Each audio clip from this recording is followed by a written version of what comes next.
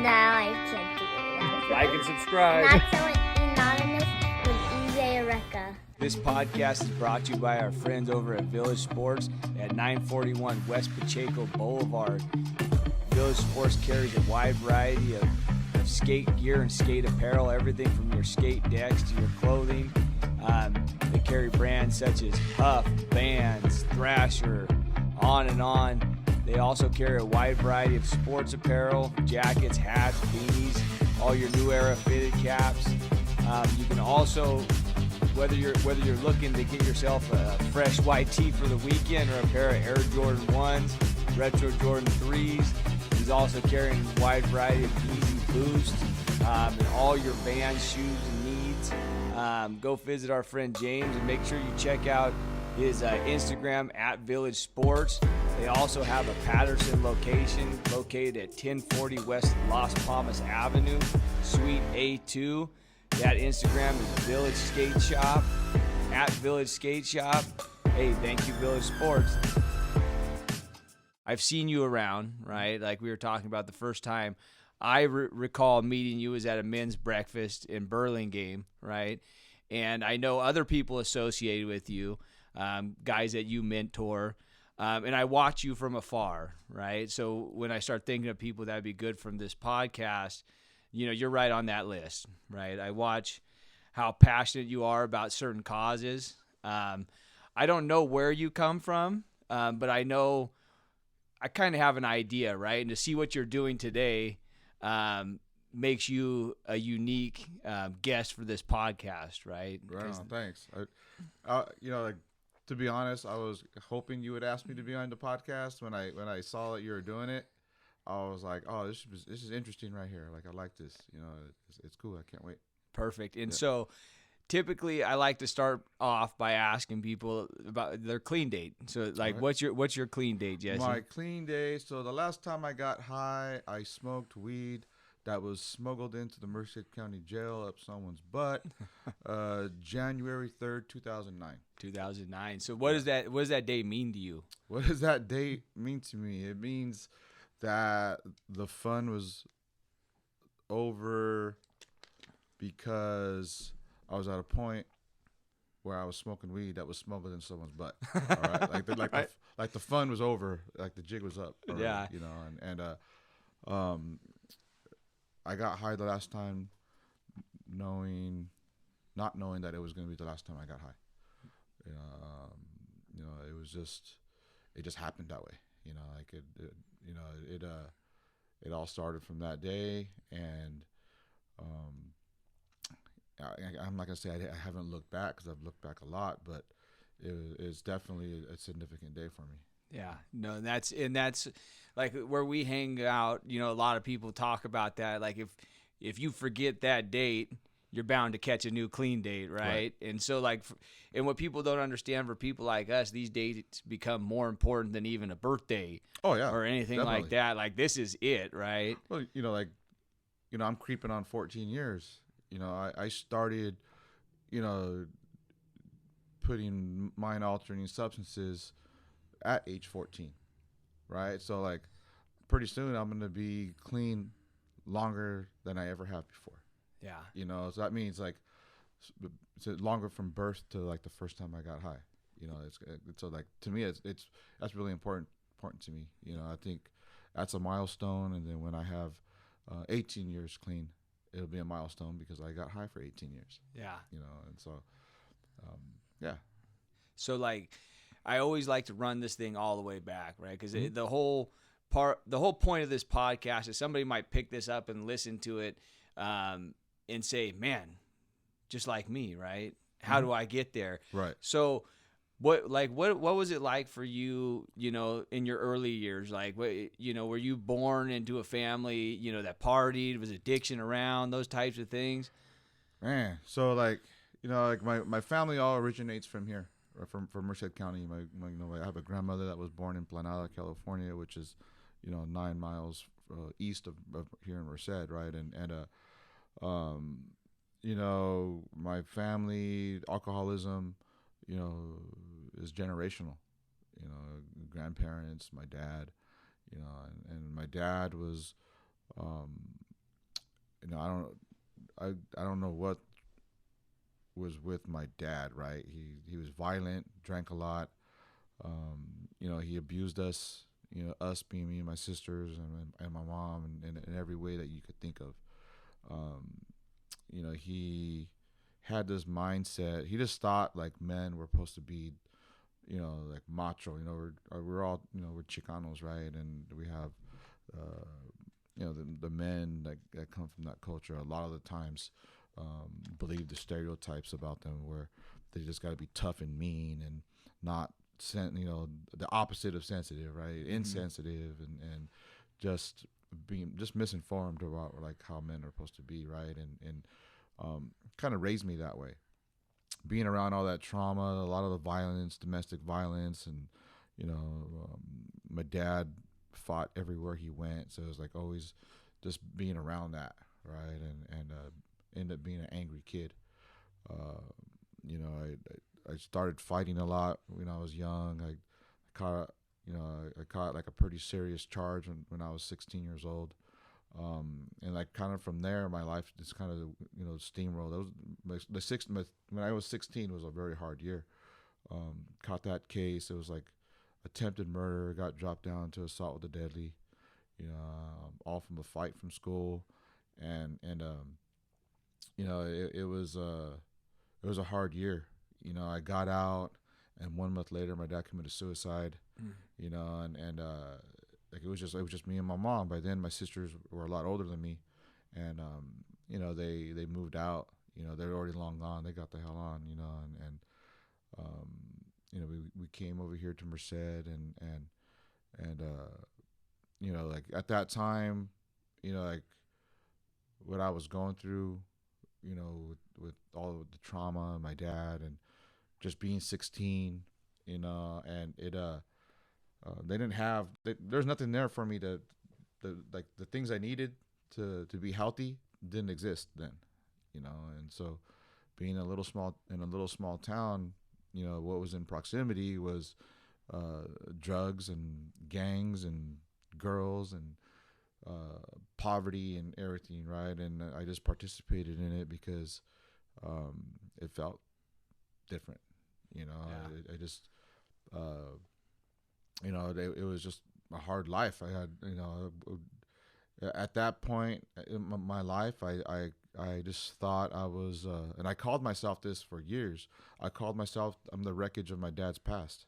Like the reason why I am is because of what my dad did to us, and that worked for a while. Yeah. And so, like, I want to even go back because you said some stuff like all the things you experienced when you were really young, like being a young child, watching your dad fight all the time. It almost seems as a kid, like going into the school system, you probably came in with an attitude, and it probably wasn't long after then. They didn't understand that kind of stuff like they do now. Like, oh, maybe he's from a troubled home. Were you just labeled a bad kid from the beginning? Oh, man, my desk was always in the hallway. They always put my desk somewhere else, and I got that label right away, and I wore that label like a chip on my shoulder. Yeah. It got me, like a reputation or whatever, and like I had a lot of teachers give up on me, because I couldn't sit still. I had a lot of shit going on in my mind, Yeah. and I was a wiggly ass kid, and it was like they didn't have the labels that they have now. I think the only label they had was hyperactive. Right. Yeah. And hyperactive kids were just told to sit down and shut up, Right. right? Like mind your P's and Q's. Yeah. And like for people that don't understand, like a lot of people say like, oh, pull yourself up from your bootstraps, right? Right. But what if you ain't got no bootstraps? Right. And so like progressing, you were talking about that age of 16, and that's when things started getting really difficult. And so when you're shot back out on the streets and your dad's gone and the family's splintered, is that what progressed your disease, and is that what threw you into the gangs and all that type of stuff? Yeah, it was I just wanted to feel different, feel better. I was going through it a lot, just being angry and thinking that, like I was raised, my mom's Catholic, right? And I thought God hated me. I thought I was, like it was just because I did something wrong. I did all the mind fucking that happened, right? That you go through when you're raised that way, right? Um, the drugs were there. Like I used them to feel better, right? And the gangs got involved um, because of the drugs. Yeah. It's just having access to more drugs like I wasn't a very successful gang member. Like I never like made it to prison for doing gang shit. I never really put in like the crazy work. I've always just had to do what I had to do to survive. And I was raised around a group of guys, and they were my friends, and even to this day they're still my friends. But back then all we had was each other. Yeah. Uh, like I don't really talk about that time, like being like my affiliated in a bad way, because like for a time where that's all I had, we only had each other, and the good or the bad or the indifferent, we just did what we were taught to survive, and like I'm surprised we survived the 90s. The 90s were rough. I graduated high school in 93, and it was pretty reminiscent to what's going on now, in Merced County with all the violence and everything. The 90s were rough. Yeah. And so like, going back, like with what you were saying, so not having, I think a lot of people, think that gang members are just bad people, or they choose that lifestyle, right? In our county especially, there's no help out here, Right? Or very little help, right? And so it's like, I mean, people are almost forced into a life like this because there's nowhere to go. We live in a county with there's 2 treatment facilities, Right? And there's nothing, there. So somebody might be listening to this, and they might be at this crucial point that Jesse was at 16. Mm-hmm.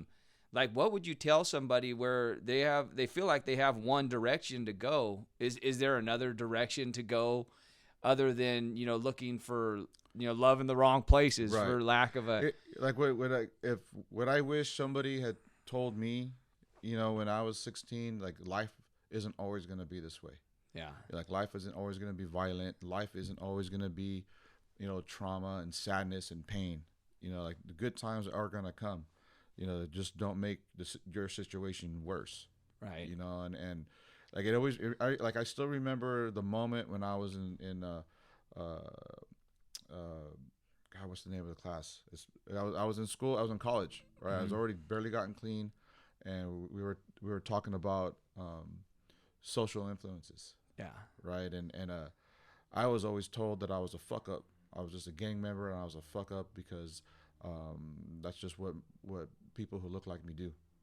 Right. And when I learned that there was social influences that interfering with my decision making, right, like poverty, like lack of housing, like the low economic growth, and the policies on the war on drugs that were just locking up a generation of people, right, and with no help, right, because there's a lack of resources here. Like there was no wonder, like we're a generation of us were making these bad decisions that landed us up locked up, or landed us homeless, or strung out on drugs.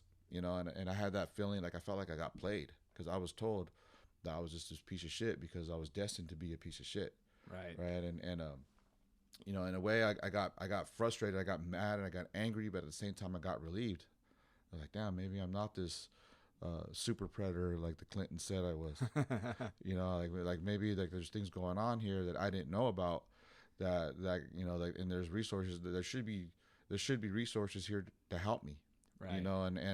And so like now, like the youth there are a little bit more resources compared to when I was young, but the thing is, like nowadays adults are making these decisions for young people when we should be listening to the youth. Yeah. And what I would tell young people is like, life doesn't have to be so violent. You know, Right. like there is a different way of life. Like you do not have to join a gang because you grow up with them. You could always just say no, you know, and they're still gonna love you. Your Right. neighbors are still gonna be your neighbors. You can still say no, you know, and to just feel confident in who you are. Yeah, and that's what like. So there was like a pivot point, you know. It's just unlocking one key piece of information could change somebody's whole mindset. Mhm. But how could you believe any different when that's what you were told your whole life? You know. I always, I just thought that's what we did. Cholos got high. We went to prison. We grew big, bushy, long mustaches, and we just did our thing, Right. you know. And that was just the life. I didn't know that there was something different, you know. Like I lived in Planada. There was, you know, Highway 140 goes right to Yosemite, you know, and there was a store there, and I would sit in front of the store. I was like 17, 18 years old, you know, smoking a joint, you know, watching tour buses go by, watching rental cars pull up, asking for directions, and these people were like, you know, they were foreigners or like, you know, European accents and, you know, from different parts of Asia and stuff, right? And you know, taking pictures of this little town, right? And I always wondered, like, damn, like people live like that. People actually come over here as tourists to visit this place, you know, Right. and I felt so stuck. I felt so isolated, you know, and to think that there was a different life than what I had, it felt like they were coming from Mars, Right. you know, Yeah. because I was just so stuck. You know, I felt like I was stuck geographically, but I was really just stuck in my own emotional prison. Right. You know, like I just couldn't see my life any different than what I was going through at that time. You know, like 17, 18 years old was a real dark time for me. You know, like my mother had remarried and moved to Arizona, and she wanted me to go with her. You know, and like it was a real pivotal moment, right? I could have moved with her and just gotten in line and probably, you know, had a different life. I don't know. Maybe you know, the disease of addiction was already pretty in me. You know, got you know, its chokehold on me. But I chose to stay there where there was nothing, just so I could get high. When it came down to it, just so because I didn't want to leave the drugs, I didn't want to leave the lifestyle. I was too afraid to envision a different life. You know, I just didn't see life outside of Planada. So like from that 16 to 18 phase, it seems like everybody's leaving, right? Everybody's going. So what is your living situation? Are you just like bouncing from place to place? I bounced from place to place. Me and a couple of homies got an apartment, a little duplex there in this little ass town. Oh man, it was rough. The refrigerator was always empty. You know, I remember we were hungry a lot. You know, and you know, like it was the 90s. There was a recession. Living in a small town of 3,400 people, like there was not a whole lot of jobs. Yeah. You know, and 9 miles away from Merced, where we thought everything was in Merced then. You know, Yeah. and no car. It was rough. You know, Yeah. we sold drugs and did things that we weren't supposed to be doing, and you know, eventually you become your own best customer. Right. You know, when you're living like that, and it got a hold of all of us. You know, and it was a rough time. You know, I remember I was probably 20 years old. No, I was about 19, and I called my mom and said, I need to get the hell out of here. You know, like I don't want to live like this no more. You know, and I went to Arizona, and really all I did was a dry out. Yeah. Went out there for about 9 months, got a little job, came back, you know, and just did it all over again. You know, and by this time when I came back, you know, I got in a relationship with somebody, and you know, we started raising I started raising her daughter, and you know, and I wasn't really raising her. You know, I was loving her, you know, but it was like, you know, I dragged her and I dragged her mom, you know, around, you know, my disease, right, and it was a relationship where the foundation was drugs, and all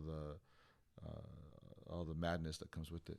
And so I'd imagine in Planada, it doesn't take long for people to catch on to what you're doing. Oh, you man, know, like, so you know, so it's a farm, you know, labor community. You know, we were known as the callejeros, or like people who are always in the street.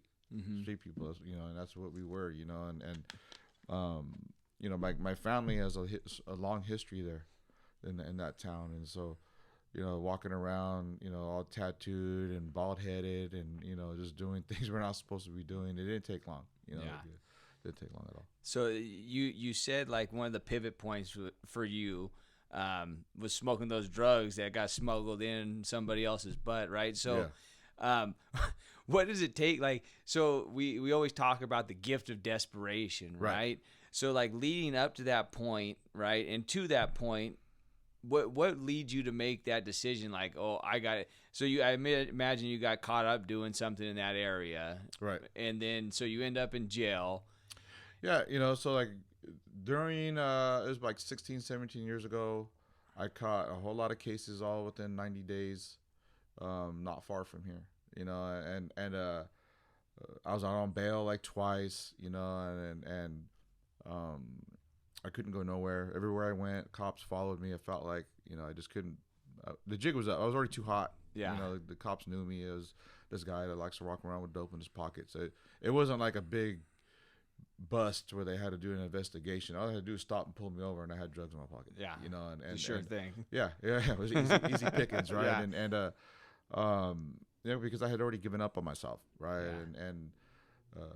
You know, they put you in these probation programs, Prop 36 and all that, right? They put me in the Hobie House, which is like a treatment facility here, so Prop 36, like I understand what you're saying, but what, like for somebody so listening, Prop 36 is like a diversion program. It's really like the entry point into like the criminal justice system when you're a drug addict. Yeah.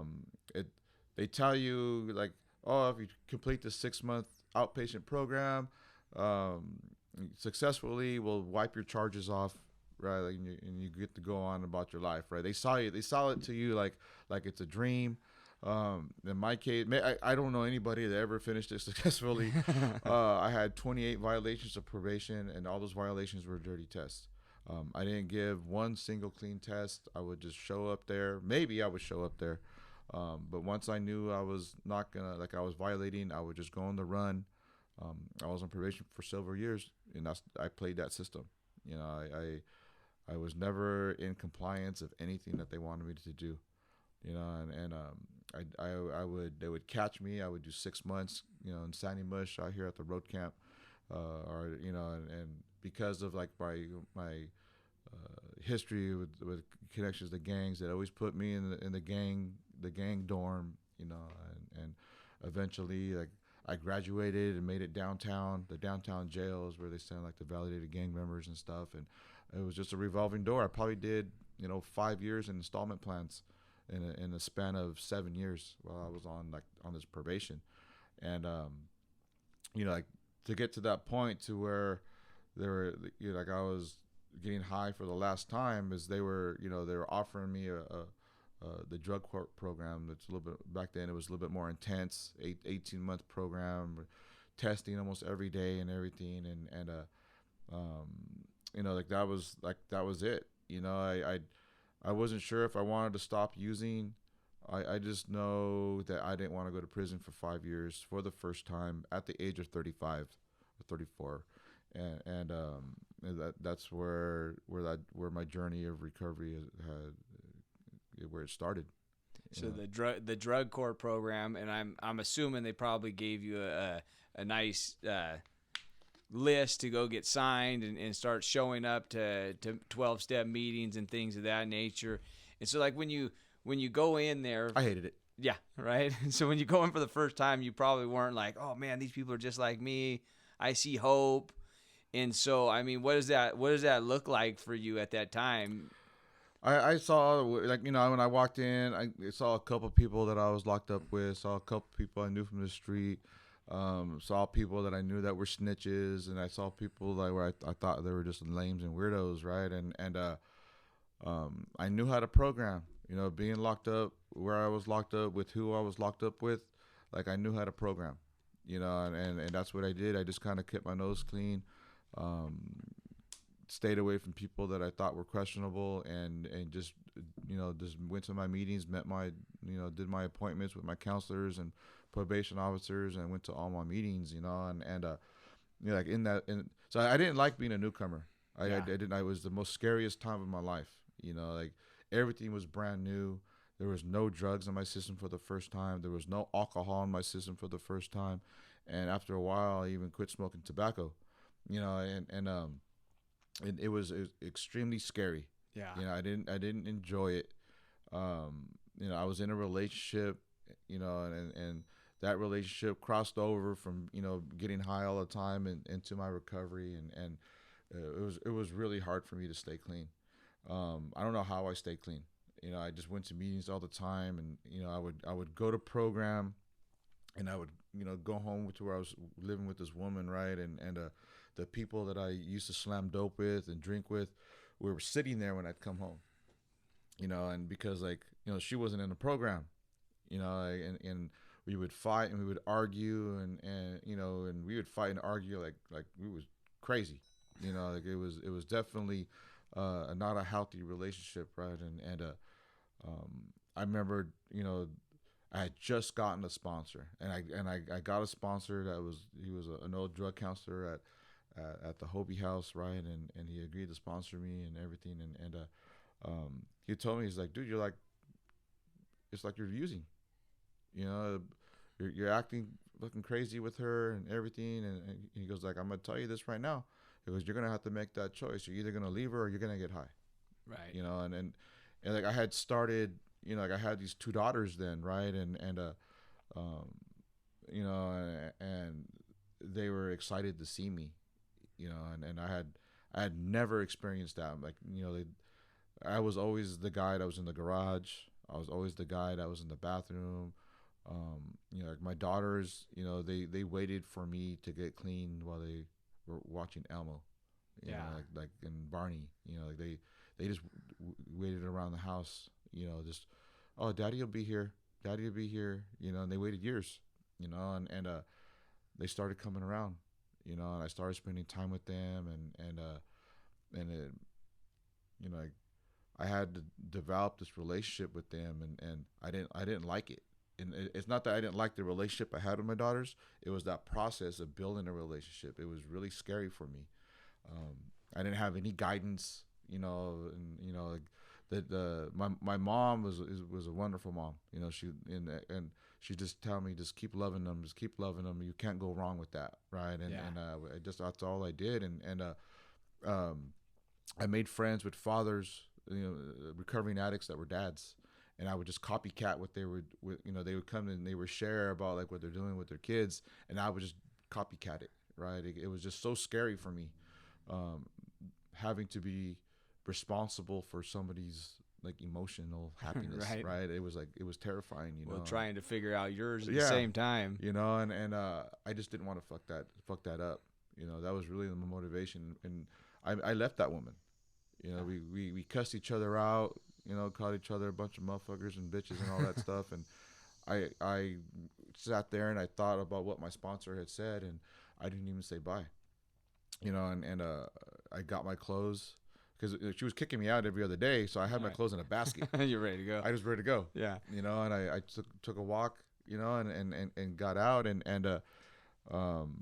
you know, like the reason why I took drug court and not go to, you know, to prison was because she was on the donor list for liver, you know, for her liver, you know, and a couple months later, you know, she ended up passing away, you know, from liver disease, from alcoholism, you know, and you know, like it was a really hard time. That's why I said, like, when I was new, I didn't like it. I didn't have a good time. Yeah. You know, like everybody gets on that pink cloud where they're just happy to be clean and happy to live this different way of life.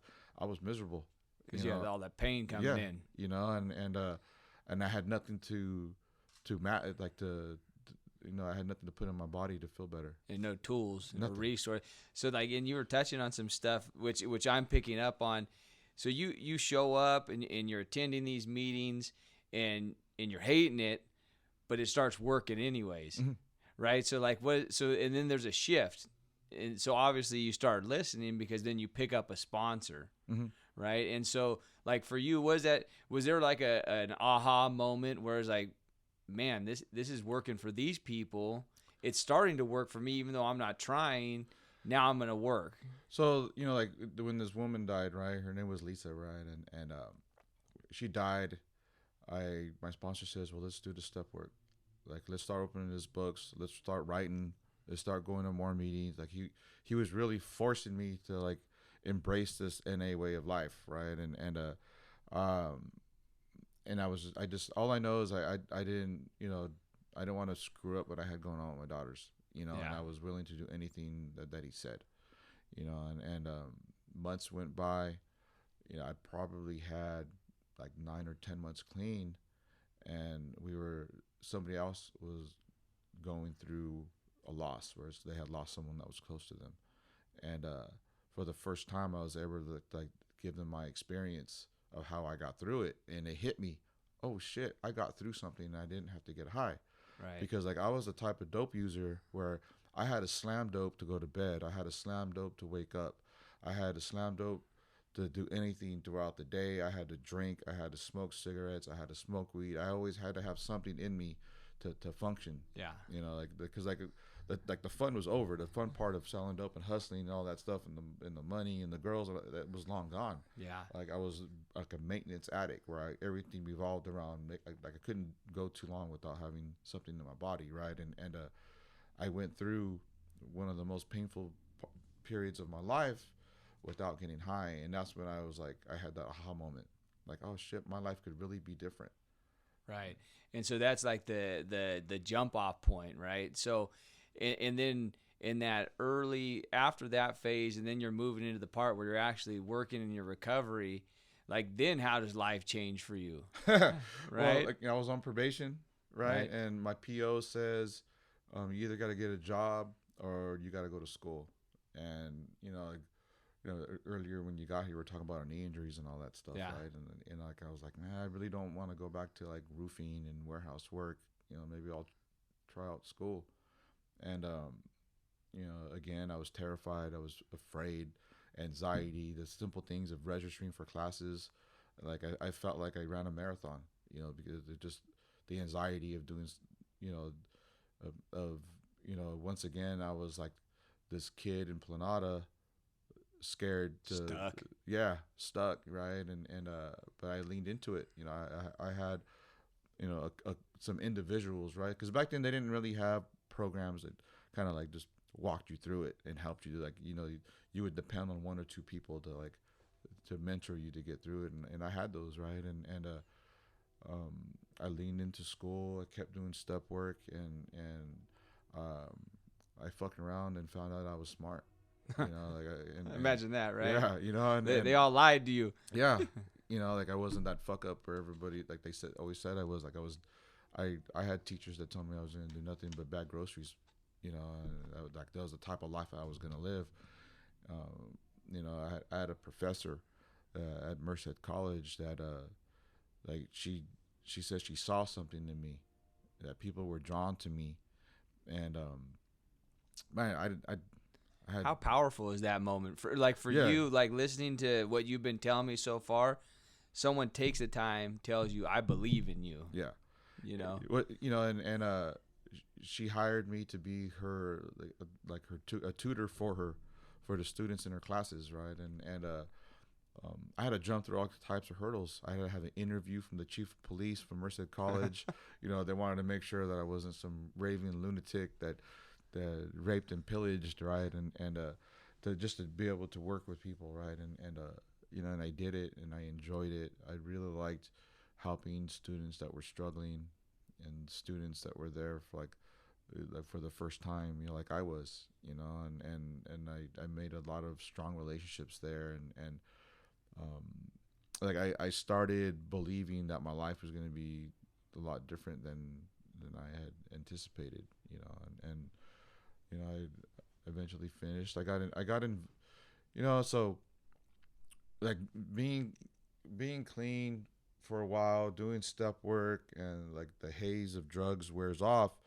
I was reminded of like some of the values that like my dad had taught me, right? And some of his friends, and then some of like the men in my neighborhood, right? Like they were really into like the Chicano movement and like the Chicano identity and stuff, right? And everything that means, right? And like that started kind of like creeping back into my mind, right? Because like before the drugs and the gangs and everything, like I had hobbies and I was into things. I was into my culture. I was into low riding. I was into like learning about different parts of Mexico and different native communities in the United States, and I would just look into that stuff on my own, and I started remembering about that, and I started watching the news on a regular basis, right? Um, I I got reminded of like like the Chicano movement, people doing activism stuff, right? And I saw somebody on the news, and they had a brown beret on their head, and then I was like, oh, I remember those guys, and um, I looked them up online, right, and I got in contact with them, right, and it was right around this time where I was working my seventh and eighth step. We're talking about making my amends, and I wanted to make my amends to my community, right, and I had this bright idea where I'll join the Brown Berets and I'll make my amends to my people and to my community, and it really steamrolled into something um, a lot bigger than I anticipated, Right. right, and being in the movement kind of went hand in hand with my recovery, because like we talked about, being of service, right? We talked about being empathy for people that are struggling, right? And learn how to show up. Yeah, and be dependable and be responsible and hold meetings, right? And like I learned all that from recovery, how to hold a business meeting, Robert's Rules of Order, and things like that, right? And how to conduct myself and everything, right? I learned all of that from Narcotics Anonymous meetings, right? And when I was in college, I got involved in student government. I was a senator, and eventually I was the student body, like the president of Merced College, and I had to have an election and all that stuff, right? And it was a trip, like everybody on campus knew me, and they liked me, like this professor has said that like people are drawn to you, and I was as surprised as everybody else, Right. and I started learning about like policies, right, at school and how they impacted students, right, um, and then I just embraced it. It's just something. It's like a hobby to me, when I was a kid, um, like I was that kid in school that remembered the whole Constitution, and I was like, I was always into it, like that kind of stuff, right? And all that was coming back, from being in school. My brain was functioning a lot more. I wasn't loaded all the time, and so, I just, it became a big part of my life, and it's been that way for a very long time now. I went on to Fresno State. Um, I was, I graduated there. I had pretty good grades. I got my bachelor's in Chicano Latino Studies and a minor in anthropology. And all I and I I never thought, being told by my PO, you either got to work or you got to go to school, that I would accomplish this, right? And it like I wanted to quit, and I wanted to like, damn, I should have just gotten a job, Right. because like it was a struggle. It wasn't easy. It took a long time, Yeah. and um, eventually when you graduate, like, the day after you graduate, all you are is unemployed. Yeah. Yeah. Right. And I was working here and there. I'd had got into a relationship, had a son. Joined. It became a blended family where we're raising kids. And I didn't really know what I was gonna do with my life. I know I had this little boy that was gonna have to raise, because my big plan was to go to grad school, go get my master's or a PhD, and be a professor. That's what I wanted to be. And um, it didn't go that way, and it wasn't, like being clean like I definitely took a harder course. I could have done things like other guys are doing, just getting a job and just focus on your recovery. Yeah. You know, but I chose to go to school and work and raise a family and focus on my recovery and be involved in the community. You know, and there was a lot of times where I struggled and I made bad decisions, you know, in my life while I've been clean. Yeah. You know, I'm one of those guys that's, you know, in recovery that knows what it feels like to sit in a holding cell because they make a mistake while they're in a soft will. You know, I fucked around and found out that sleeping in a holding tank isn't as easy as it used to be. Yeah, you got nothing to numb it no more. Yeah, you know, and that toilet paper roll isn't as comfortable. Yeah, like it used to be. You know, as a pillow. You know, you use a toilet paper roll to fall asleep on. You know, it's not that comfortable when you have a head full of recovery. Yeah, you're not comfortable with that. That's no longer acceptable. Yeah. You know, and I'm just sitting here reflecting on what you told me at the beginning of this thing, right? You know, and you're talking about, you know, being raised in a house full of trauma, right? And then being that kid that's labeled at school, desk outside of the classroom, to the lights coming on, somebody giving you a little bit of hope, and then seeing how far you took that, right? And stumbling along the way, which makes for a better, you know, for a better story at the end of the day. You know, you are only human. Yeah. And so, like when I'm listening to all this, and we're sitting in your office, Yeah. right? And this is another thing. And so you graduate. Now you have this new life starting. You're a highly educated, unemployed man, right? So what pivot point do you take at that point? Is that going into like working with the community, or are you? I was working at 7-Eleven. I was working at Wendy's.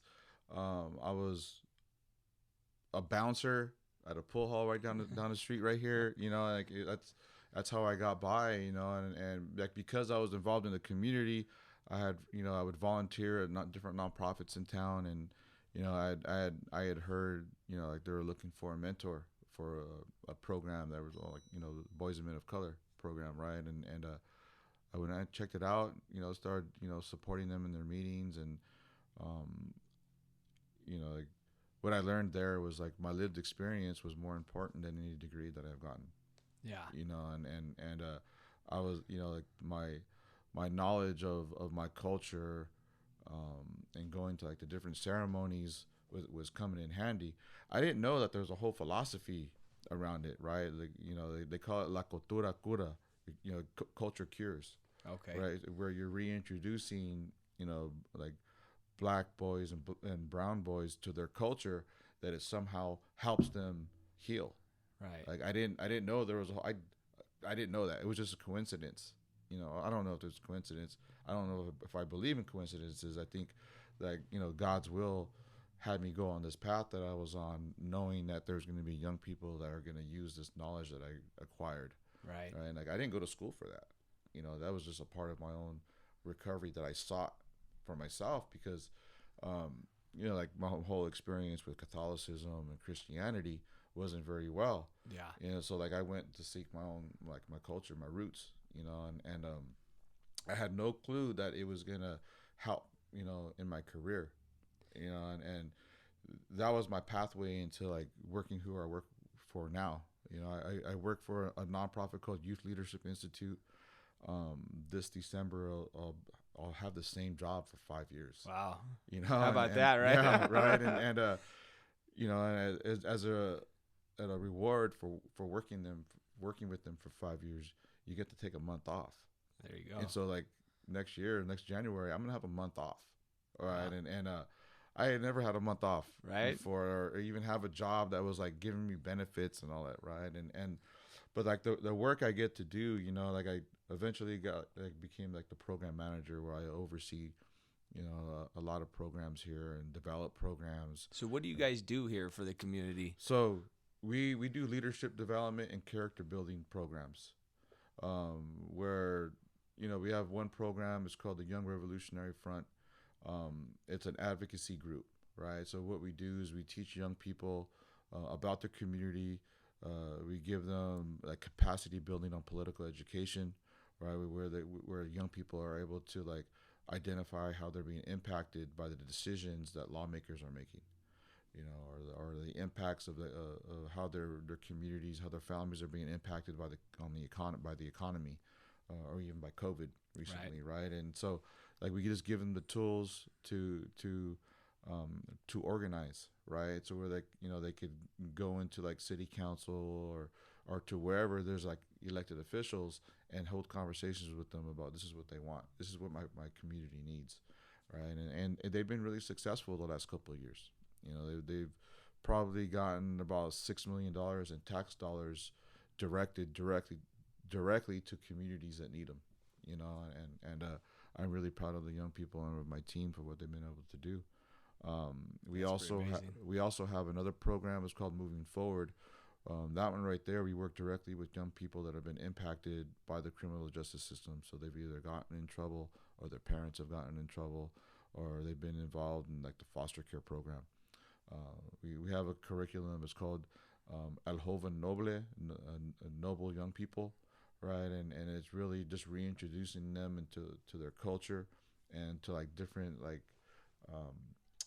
cultural practices, I guess I would call them. So like, for example, we teach them about the importance of palabra, right? And the literal translation means word, but really it's integrity, like bringing integrity back into their lives. What people with integrity do and how they live. Like, they don't hurt themselves. They don't do things that hurt themselves or others. They always make sure that they have a connection to we would call it a higher power, right? Yeah. But to the Creator or Mother Earth or what have you, right? And just do things that don't hurt themselves, right? Nice. And we make zines, different magazines. I'll give you a couple before you guys leave. And then we have a media program, right? It's called We Said Youth Media, and what they do there is that they just teach young people how to find their voice and how to use their voice, and they use their voice, either by writing articles, making TikTok videos, Instagram pages, Instagram content, and they do a really good job at it. That's so cool. So you've become the tool that 16-year-old Jesse was looking for. Yeah. To get his way out, right? Yeah. And that's amazing. Yeah, and I didn't plan this. Right. Like, it's definitely something a power greater than myself has provided me, because, when Jesse has his way, he ends up smoking weed in a county jail that got smuggled in someone's butt.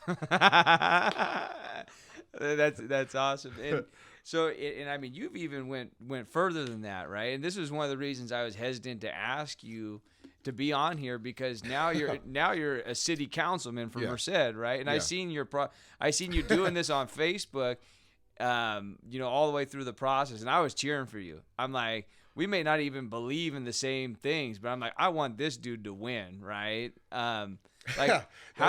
What's that like? I mean, that's got to be the ultimate mindfuck, right? Like, here I was stuck in Planada, not knowing how to get out.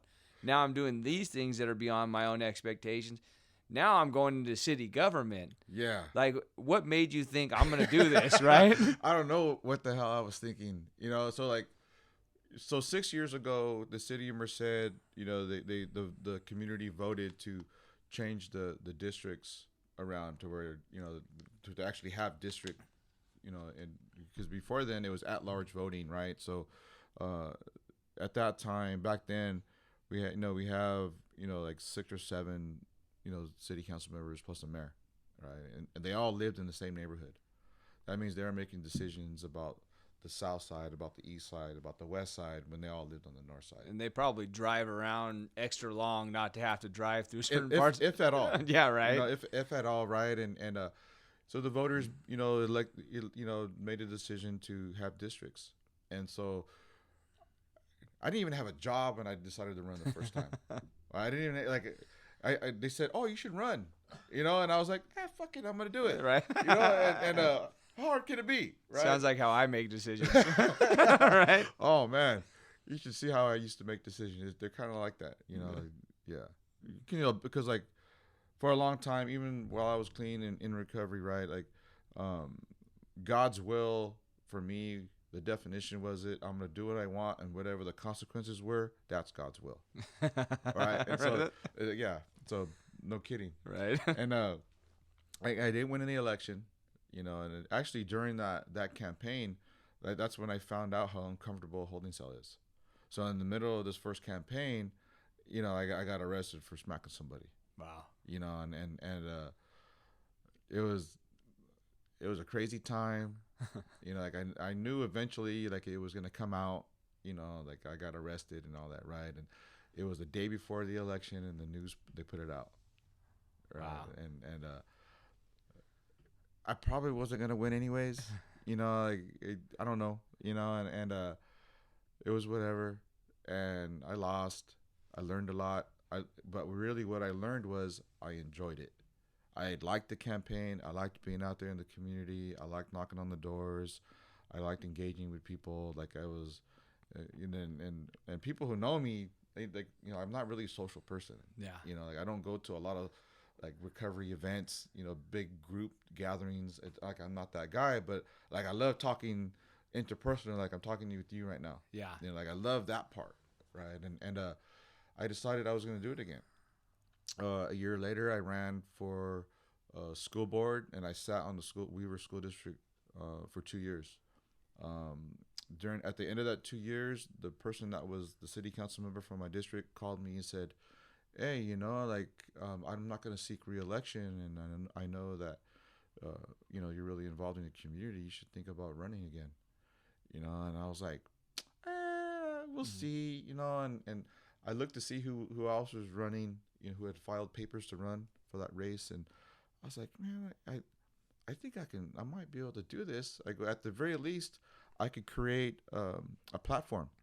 You know, I could create, you know, I could use the platform, and I could use the ideas that the young people that I've been working with have, right? And you know, and I went and I pulled papers and filed and developed a campaign and spent, you know, 6 months campaigning, you know, knocking on doors. My daughter, you know, my daughter was involved in one of the programs here.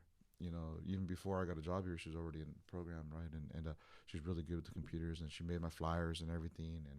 And my little children, they were my door knockers. They would go knock on the doors, give people flyers, you know, and I had a good time, you know, doing that. And you know, like I ran against, you know, two gentlemen from my community, and they organized and they fought hard, you know, like they had good campaigns, you know, and election night was like, I was like, yeah, maybe I could get it, or maybe I'm not. Like it could go either way, you know. And you know, like I paid for text messages to go out to every voter, and I had asked for them to reply if they were going to vote for me.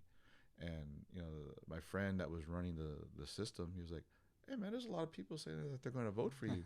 You know, well, there's also a lot of people that said that you're a dick. So, you know, right? You know, and I was like, all right, well, you know, we'll see.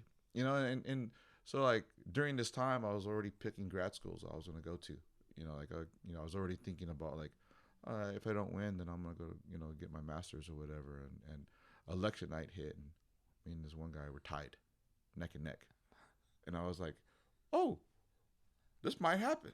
You know, and then a week and a half passed, and I got a big, huge lead. And I was like, oh, shit, I'm going to be a city council member, you know? And then I was like, I couldn't believe it, you know? And you know, like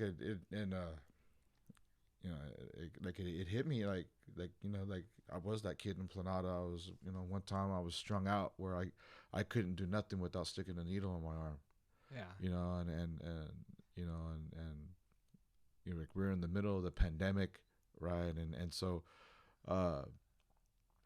you know, and society was crazy, right? And people were suffering, people were dying, people were losing their jobs because of the shutdown and everything, and yet it was like my life's most victorious moment, right? And I you know, I became a city council member, you know, and I only know of one other person in recovery that's been that's a city council member, and she lives somewhere down south in some little desert community, right?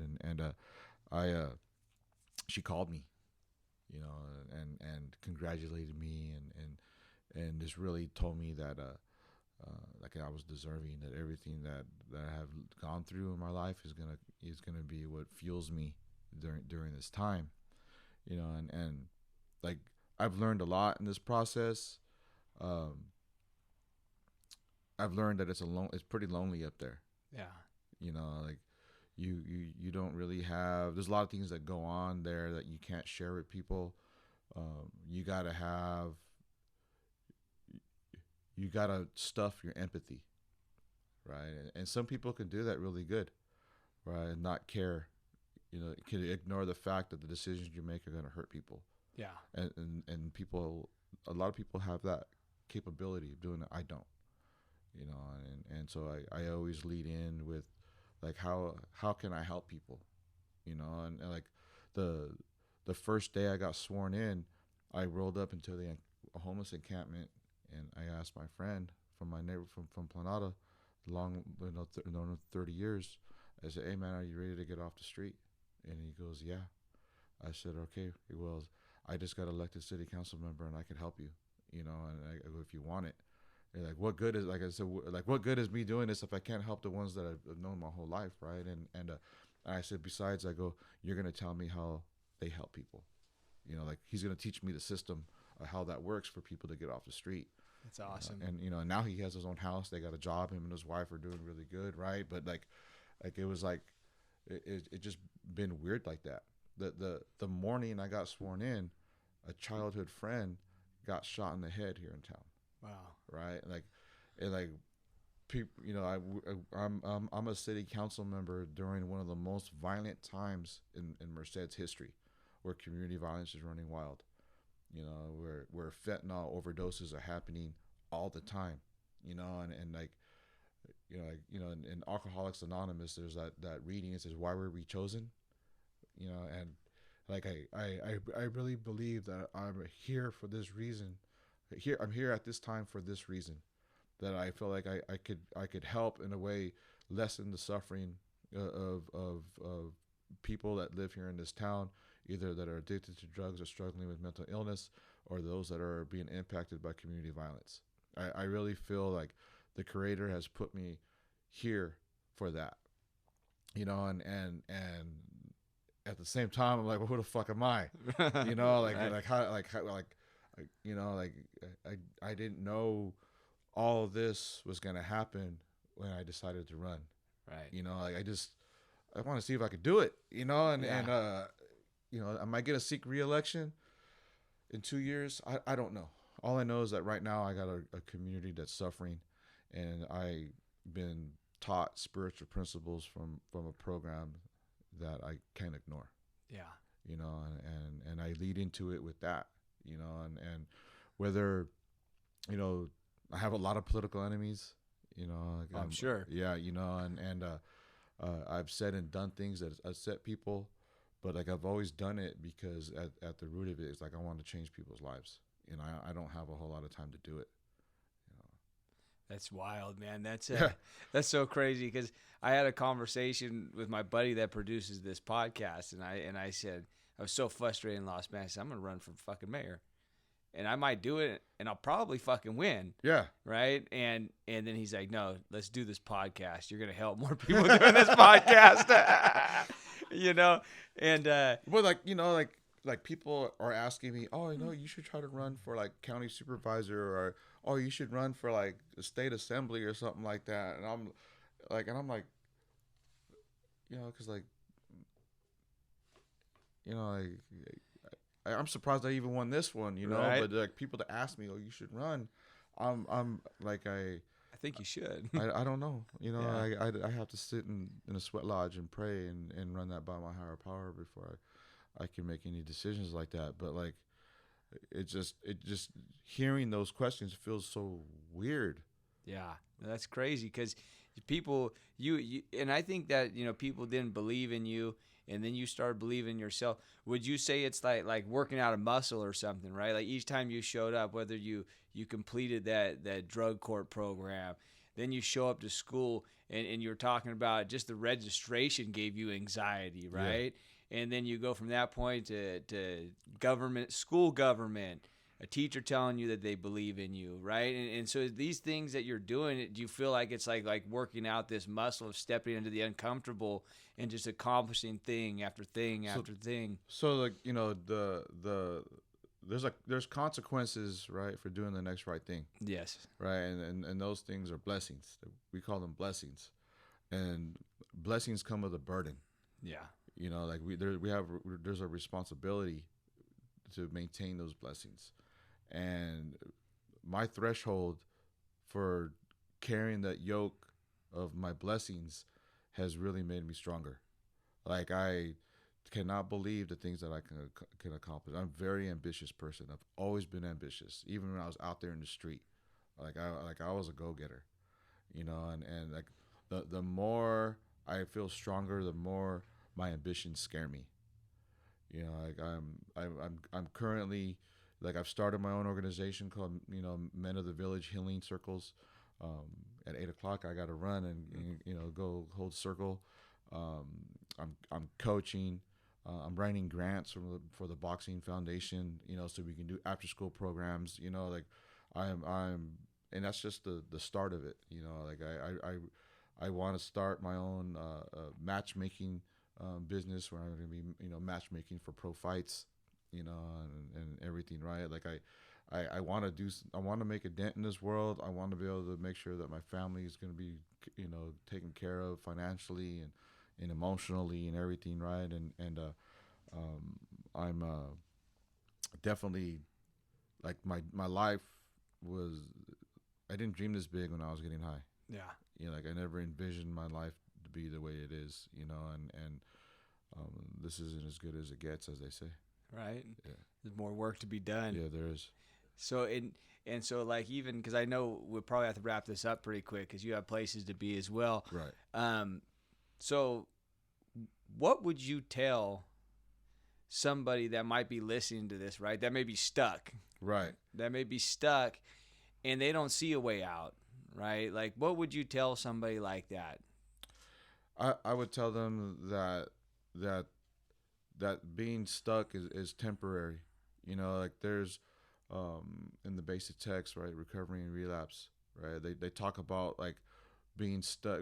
When I was reading it, I always envisioned myself being in the middle of a rapid, holding on to a rock for dear life.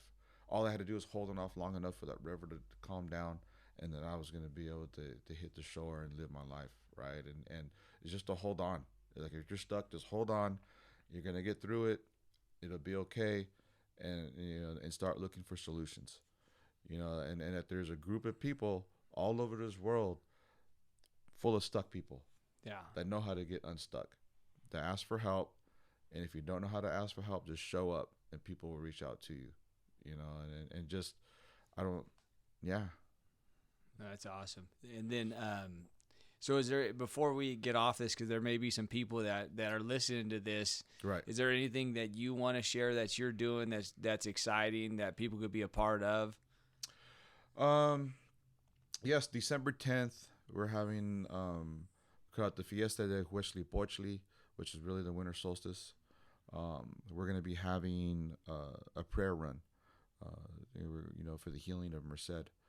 With all the community violence that's happening, we'll be leaving about 7:30 a.m. from Applegate Park here in Merced, and then afterwards we'll have some Aztec dancers going on out there and stuff.